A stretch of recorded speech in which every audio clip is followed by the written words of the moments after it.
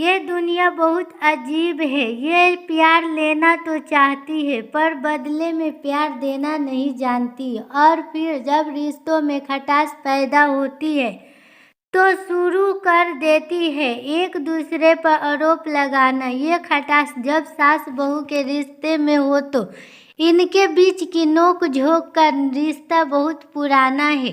सास बहू जब प्यार से रहे तो किसी माँ बेटी से कम नहीं, लेकिन क्या हो जब इनके बीच आपसी तकरार हो तो ध्यान में आता है झगड़े और क्लेश। ये झगड़े या तो पति को पत्नी से अलग कर देते हैं या फिर माँ को अपने बेटे से, क्योंकि पत्नी को सास पसंद नहीं आती और वो उससे अलग होना चाहती है। तो फंसता तो दोनों तरफ से बेचारा पति ही। सास बहू को झगड़े की कुछ नोक झोंक इस कहानी में भी घटित हुई है, लेकिन साथ ही में इसका एक शानदार हल भी दिया गया है। उम्मीद है कि ये कहानी आपको पसंद आएगी। हाल ही में नैना को विवाह हुआ था और उसने अपने पति और ससुराल वालों के साथ एक जॉइंट फैमिली में रहना शुरू कर दिया था।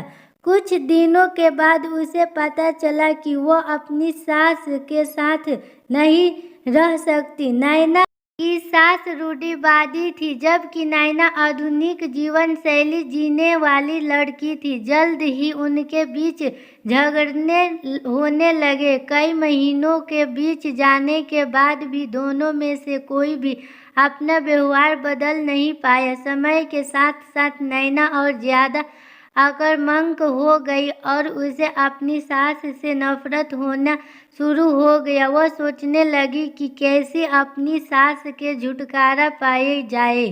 एक बार हमेशा की तरह जब उसने अपनी सास से झगड़ा किया और उसके पति ने अपनी माँ का साइड लिया, तब नैना गुस्सा हो गई और अपने मायके चली गई। नैना को पति एक केमिस्टिक थे। उसने अपने पिता को पूरी बात बताई। इसने अपने पिता से कहा कि उसे कुछ जहर दे ताकि वो अपनी सास के खाने में मिलाकर उससे छुटकारा पा सके, नहीं तो वह अपने पति के घर वापस नहीं जाएगी। नैना के पिता को यह सब जानकर काफी दुख हुआ और उन्होंने अपनी बेटी से कहा, अगर तुम अपनी सास को जहर देती हो तो तुम और मैं दोनों जेल जाएंगे। ऐसा करना ठीक नहीं है। लेकिन नैना सुनने और समझने की हालत में नहीं थी।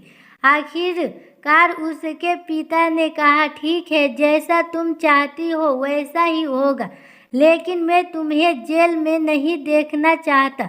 उसके पिता अंदर से पाउडर लाए और कहा, कल दिन जब तुम दोपहर का भोजन या रात का भोजन करते हो तो अपनी सास के खाने में इसे मिला देना। इससे धीरे धीरे कुछ महीनों में वो मर जाएगी और लोग सोचेंगे कि वो प्राकृतिक रूप से मरी है। उन्होंने ये भी कहा, क्योंकि किसी को भी तुम पर शक नहीं होना चाहिए, इसीलिए आज से तुम अपनी सास के साथ नहीं लड़ोगी बल्कि तुम उनकी देखभाल करोगी।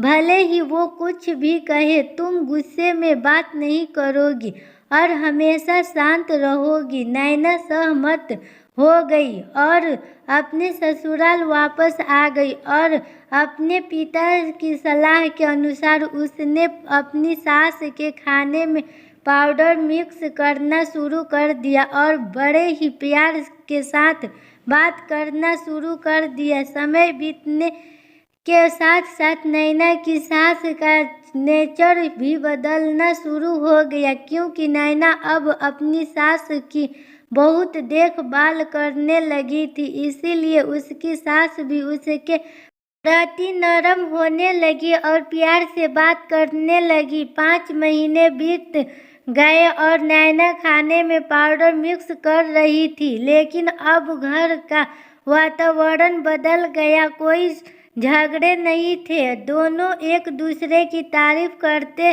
अब ऐसा लगता था मैंने दोनों का रिश्ता माँ और बेटी का रिश्ता हो और नैना को चिंता होने लगी कि पाउडर की वजह से उसकी सास जल्द ही मर सकती है। वह अपने पिता के घर पर गई और उससे कहा, पिताजी कृपया मुझे उस जहरीले पाउडर के प्रभाव को ठीक करने के लिए इलाज बताइए। मैं अपनी सास को खोना नहीं चाहती।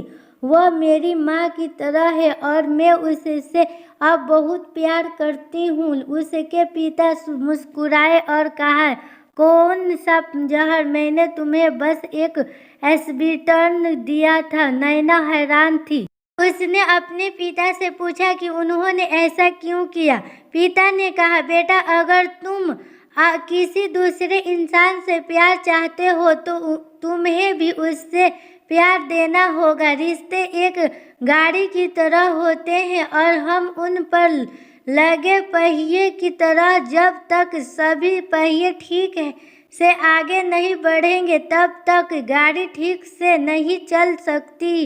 इसी बात का एहसास दिलाने के लिए मैंने ऐसा किया और तुम्हें अपनी सास के प्रति नर्म रहने को कहा। तुम्हारी अच्छाई देखकर उन्होंने भी अपने आप को बदलना और तुम्हें समझाना शुरू किया। तुम दोनों ने एक दूसरे के लिए अपने आप को बदलना, यही कारण है कि तुम अपनी सास के लिए आज मेरे पास भागते हुए आई हो। नैना अपने पिता की बात समझ चुकी है और आप हर इंसान अपनी परिस्थितियों का शिकार होता है।